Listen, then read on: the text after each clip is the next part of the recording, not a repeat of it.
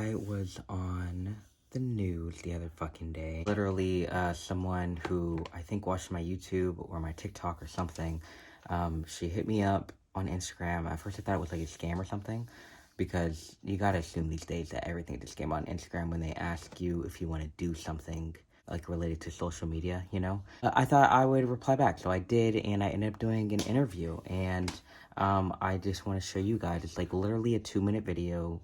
Just watch it.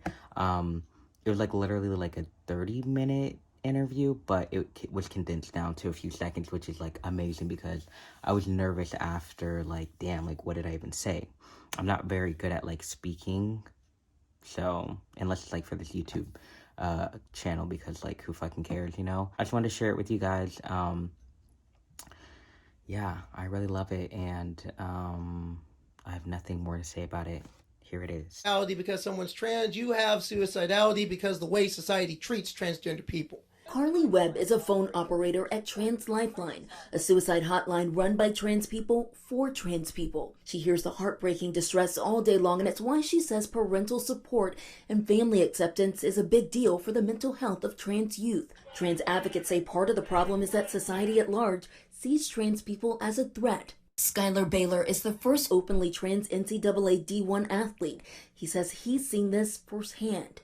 A lot of people think that trans people are going to ruin whatever it is, whether that be sports, whether that be children's healthcare, whether that be schools and bathrooms. So from your perspective, how can families best support trans youth? The most important thing for families to do with trans youth is to listen to that trans youth. 25-year-old Elijahrayy has been sharing his transition with followers on social media, but he was nervous to come out as trans to his family. I didn't want them to try to talk me out of it. And then maybe later in life, I'd still living as a woman and identifying as a woman just for their happiness. Elijah now has their support, but he had to educate his family about what it means to be trans. In a perfect world, he says he would have appreciated if loved ones did the educating for themselves. I felt kind of like a big weight on my shoulders, like I need to tell them the right, correct information. Advocates say online resources like Lane Changer, which has courses for allies and families, are a great way for people to learn more on their own. In addition to self-educating, advocates say you can also show support by asking questions. How can I help you?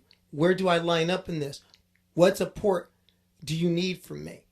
Being an advocate, be ready to put the armor on and get out there and slay some dragons, because there's going to be dragons that need to be slain in our schools, in our school boards, in our legislatures. And most importantly, providing affirmation and love.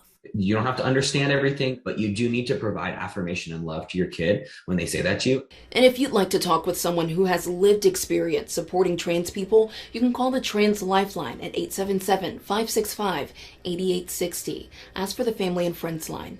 I'm Morgan Norwood, ABC News, Los Angeles.